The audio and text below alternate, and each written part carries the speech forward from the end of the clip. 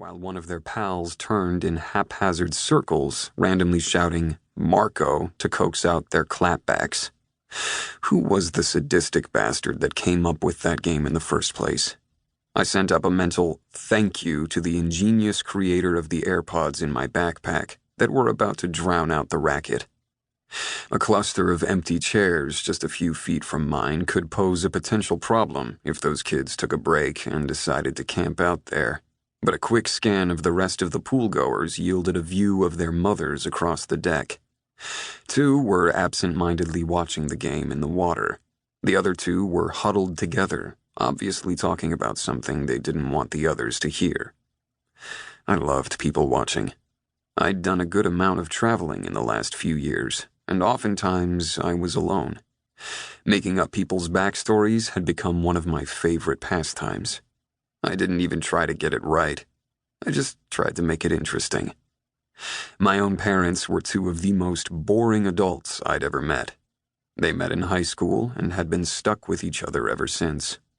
When I'd come along as an unwelcome party favor from their senior prom night, any hope of leaving that small town and making something of their lives went down the toilet with the first flush of morning sickness.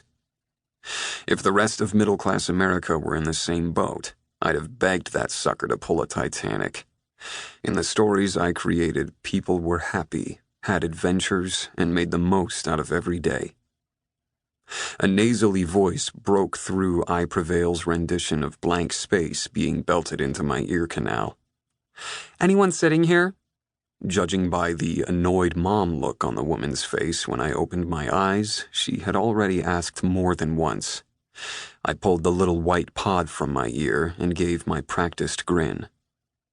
"Oh, excuse me. I didn't realize you had—" "Hey, what is that?" She pointed at my AirPod. "They're the new AirPods. Perfect sound without the bothersome cord. They connect to your phone or any other device by Bluetooth." "Well, I'll be. Janine, check this out." She looked over her shoulder to her 3 approaching friends. Apparently, the leader of the posse was named Janine.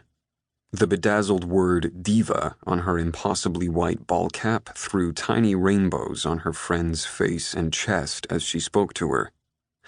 "Honey, don't point at him like he's a piece of meat. I'm sure he has a name. And I saw him the minute we walked in. You'd have to be unconscious not to." Janine gave me a conspiratorial wink, like we were sharing a joke at her friend's expense. Except when I thought about it further, it was really at mine. She pushed her way past her friend and offered her hand. "Forgive my friend here, she doesn't get out much. We signed her out for a few hours before the nurses came by with her medication." I took the offered hand and turned it over to place a light kiss on the slope of her inner wrist, but not before noticing the enormous pear-shaped diamond on her ring finger. And I'm talking enormous, as in, my husband works like a dog and we never have sex, but he buys me whatever I want, enormous. The way her mouth hung open after I grinned at her reinforced my assessment. "Pleased to meet you, Janine. Oliver Connely." "Shit, you're Oliver Connely," she stammered and stared, and I had to admit, the effect never got old. For all the emotional scars they'd dealt me, I was eternally grateful to my parents for the physical attributes they'd bestowed upon me. Gene pool for the win. "I am." I grinned again, motioning to the ladies to make themselves comfortable in the neighboring lounge chairs. It was becoming clear we were going to be spending the afternoon together. "You live here, in this complex?" Janine commandeered the seat next to mine. "I do. I'm sorry, but I think you ladies have me at a disadvantage. You already knew my name, and now you know where I live. How about some introductions?" My Midwestern upbringing always went over big with the females. In turn, they each introduced themselves.